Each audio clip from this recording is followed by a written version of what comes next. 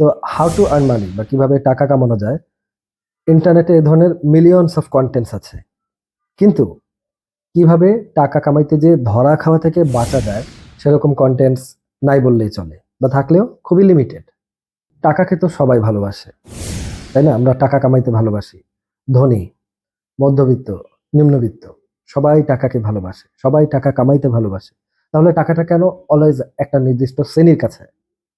অন্ধভাবে টাকার পেছনে না ছুটে একজন এমন একটা ভ্যালু ক্রিয়েট করেছে নিজের, যে সব ব্যবসায়ীদের তাকে লাগবে, সব ব্যবসায়ীদের এবং সব ইন্ডাস্ট্রিয়ালিস্টদের তাকে লাগবে, সব জব হোল্ডারদের তাকে লাগবে, কোম্পানি গুলোর তাকে লাগবে।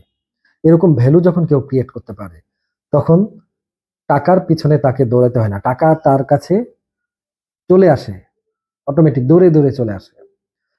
স্ক্যামাররা ম্যাক্সিমামই প্রচলিত যে সবচেয়ে বড় সিস্টেম, সেটার স্ট্যান্ডার্ডটাকে আধুনিকটা ব্যবহার করে। যেমন ধরেন যে তারা ডিজিটাল মার্কেটিং আপনাকে হাতে কলমে শিখিয়ে একদিনের মধ্যে ইনকাম করাবে, এবং আপনি 300, 400, 500 জন তাদের জুম মিটিং এ জয়েন করবেন।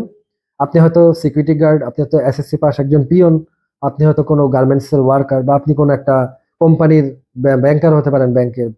তো 300, 400 জন, 500 জনের থেকে 2000 বা 2500 বা 3000 করে নিলে 8-10 লাখ টাকা 1.5 ঘন্টার মধ্যে এই স্ক্যামাররা নিয়ে যাচ্ছে।